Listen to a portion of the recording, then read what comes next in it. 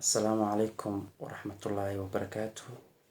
Anigoo ah Daahir Loof, dhammaantiin waxaan idinku salaamayaa suuradaha qur-aanka iyo sunnada nabiga. Salaan kadib, videogan waxaan ku cambaareynayaa nimanka naagahooda carruurta ku qabsada ama ka qaata kadib marka ay kala tagaan. Run ahaantii, haddii aan nahay bulshada Soomaaliyeed, qoysaskeena inta badan waxaa soo dhexgala khilaafkaasoo ugu dambeyn keena kala tag. Kala tagaas kadib waxaa dhacda in aabbayaasha qaar ay carruurtooda ku qabsadaan hooyada dhashay ay ka qaataan. Run ahaantii aad baan u cambaareynayaa, weliba cambaarin weyn baan dusha kaga tuurayaa. Sababtoo ah aniga haddii aan nahay ragga, ilmaha waan dhalnay, balse anagoo raaxaysanayno ayaan dhalnay.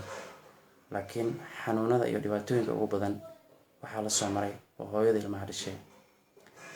Waan wada ognahay in dumarku ay soo maraan walacaas ay cuntada ka go'ayaan, qaarkood ay isku beddelayaan ilaa iyo culeyska ay la soo marayaan dhowrka bilood kadib fooshii, kadib korintii, nuujintii iyo xanaaneyntii.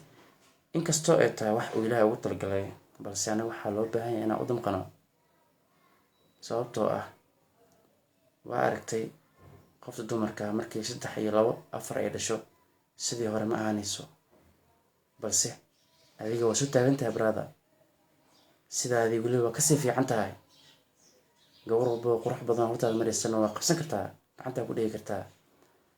saas ay tahay inaa ugu darto haddana aad ilmihii ku xujiyeyso ka qaadato waa wax aad iyo aad u fool xun.